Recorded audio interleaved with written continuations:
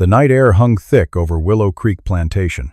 Inside the manor house, candlelight flickered against mahogany walls, casting shadows that danced like ghosts of secrets too terrible to speak aloud. Catherine Thornwood stood at her bedroom window, her knuckles white against the windowsill. Below, in the quarters, a lantern moved between the cabins. She knew that walk. She knew where her husband was going. And she knew she would be made to watch. This is a story buried in the blood-soaked soil of Georgia. A story of power twisted into something unspeakable. A story where one woman's inability to bear children became the excuse for a man's monstrous cruelty. This is 1838, and hell wore a gentleman's face. 3 years earlier, Catherine had arrived at Willow Creek as a bride, 19 years old, with dreams of love and family.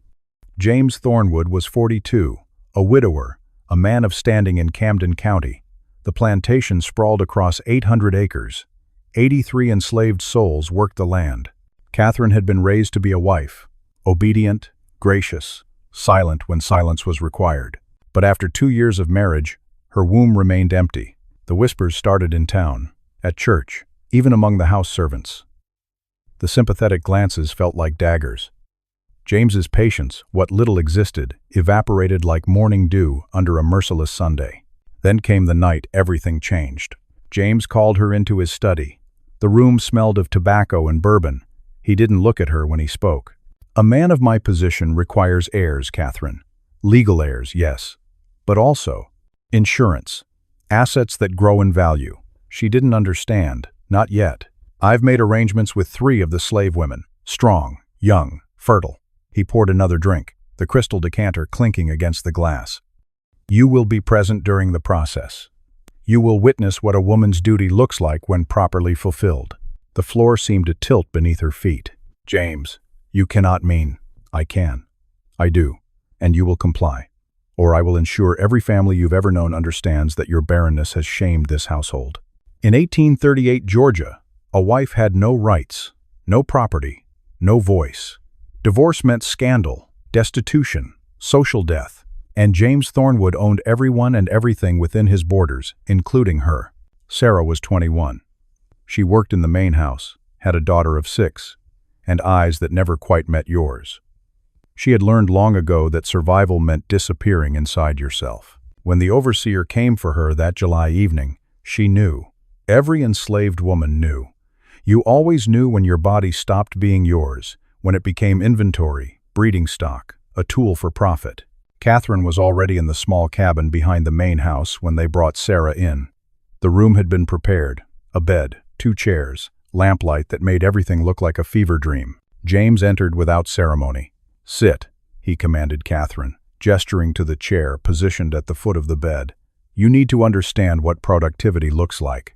What happened next would scar Catherine's soul in ways she could never articulate. The sounds, the mechanical violence of it. Sarah's face, turned to the wall, empty of everything but endurance. And Catherine, forced to witness, to internalize her husband's message, asterisk. This is what women are for. This is power. This is my right. Asterisk. When it was over, James adjusted his clothing and left without a word. Sarah lay motionless for a long moment before rising, moving like something broken that still somehow functions. Catherine tried to speak. Sarah, I'm so... Don't.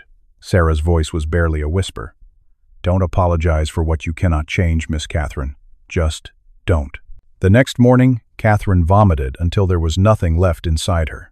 It happened again. And again. 3 different women over the course of 14 months. Lily, who had a beautiful singing voice and now never sang. Grace, barely 18, who had been born on the plantation and knew no other world. James made sure Catherine was present every time. He explained it like a business transaction. These children will be worth $800 each by age 12. Premium field hands. That's wealth that compounds, Catherine. Legacy. But there was something more than economics driving James Thornwood. There was punishment. There was control. There was a twisted need to make his wife feel her failure by witnessing his violation of women who had no power to refuse him. Catherine stopped eating regularly. She stopped sleeping through the night. The house servants noticed but said nothing. What could they say? Mrs. Thornwood wandered the plantation like a ghost, jumping at shadows, crying in empty rooms. She began documenting everything in a journal she hid in the chimney of her bedroom. Dates, names, the things James said. She didn't know why she was recording it.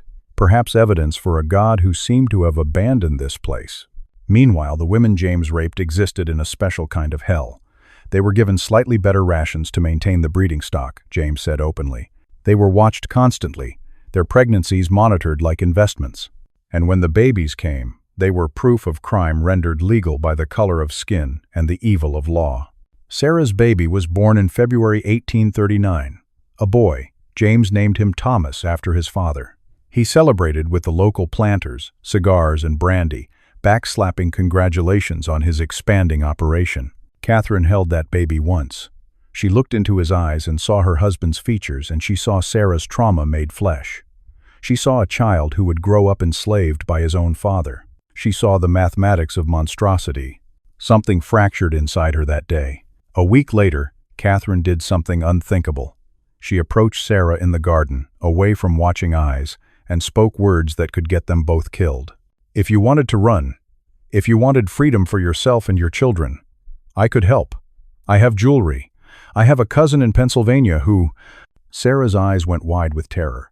Miss Catherine, please, don't speak such things. They'll hang me, they'll sell my babies south, and they'll lock you away in an asylum. But don't you want? Sarah's laugh was bitter. Ma'am, wanting is a luxury. Surviving is all we can manage. Please, for both our sakes, forget you thought this. Catherine realized then the full horror. Even her attempt at redemption was another form of power, another danger. She was trapped.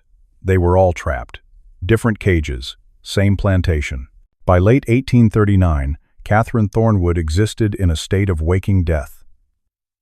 James had achieved his goal: 3 children who would grow up enslaved, valuable property that would increase the plantation's worth. His wife had been thoroughly broken, a lesson taught and learned. But there were costs James hadn't calculated. The enslaved community never forgot what happened to Sarah, Lily, and Grace. Resistance took quiet forms, tools that broke mysteriously, crops that didn't yield as expected, fires that started from unknown causes. Nothing overt enough to bring mass punishment, but enough to make James constantly suspicious, constantly angry. And Catherine, in her emptiness, became a different kind of witness. She taught several of the enslaved children to read in secret, a capital offense. She sabotaged her husband's business correspondence when she could. Small rebellions, dangerous acts. She never escaped Willow Creek. The historical record shows Catherine Thornwood died in 1847 at age 32 of melancholia, the diagnosis given when women's spirits simply gave up. The 3 women James raped survived him. After the Civil War, Sarah took the surname Freeman and lived to be 68. She never spoke publicly about what happened to her. The Thornwood plantation no longer exists. The land was subdivided, sold, forgotten. But this story is carved into the DNA of America. We want to believe that slavery was about economics, labor, cotton and tobacco and sugar. And yes, it was those things. But it was also this: sexual violence as tool of control, forced breeding as business model, white supremacy enforced through rape, sanctioned by law, blessed by churches. James Thornwood was not unusual. Historical records indicate that by 1860, hundreds of thousands of enslaved people in America had white fathers, fathers who owned them, fathers who could sell them, fathers who raped their own children's mothers and felt entitled to do so. And women like Catherine, white women who benefited from slavery's economic structure while being trapped in their own cages of legal powerlessness, existed in complicated, horrible spaces. Some became enforcers, taking their powerlessness out on enslaved women. Some, like Catherine, broke under the weight of forced complicity. This is not a story with heroes. It's a story about systems designed to destroy humanity, about power that corrupts absolutely, about trauma that echoes through generations. The babies born from James Thornwood's violence had children. Those children had children. Their descendants walk among us today, carrying DNA evidence of crimes never prosecuted, pain never acknowledged. Understanding this history requires confronting uncomfortable truths. First, forced breeding of enslaved people was systematic and widespread. Slaveholders calculated the birth rate of enslaved women into their financial planning. After the international slave trade was banned in 1808, domestic breeding became even more crucial to maintaining the enslaved population. Some plantations operated explicitly as breeding farms. Second, the legal status of enslaved children followed the condition of the mother partus sequitur ventrum. This meant children born from rape by white enslavers were still enslaved, creating financial incentive for sexual violence. Masters profited from raping the women they owned. Third, white women in slaveholding families occupied a complex position. Legally, they were property of their husbands under coverture laws. They couldn't own property, couldn't divorce easily, couldn't vote. Yet they benefited from slavery's economic system, and many perpetuated its cruelties. Some were complicit, some were coerced, most were both. Fourth, resistance existed everywhere. Enslaved people used contraceptive herbs when they could access them. They risked everything to escape. They preserved family connections despite forced separations. They survived with dignity in a system designed to erase their humanity. Finally, the trauma didn't end with emancipation. The wealth generated by slavery persisted in white families. The trauma of sexual violence persisted in black families. The legal and social systems that made stories like Catherine and Sarah's possible evolved into Jim Crow, into mass incarceration, into disparities we still see today. We study this history not to assign guilt to modern individuals, but to understand how we got here, how power operates, how dehumanization becomes normalized, how systems outlast the people who built them.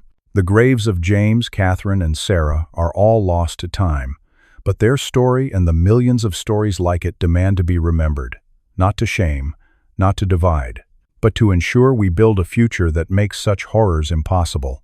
Because only by confronting the darkness can we ever hope to walk toward the light. Remember this story, share this history, never let them say you didn't know.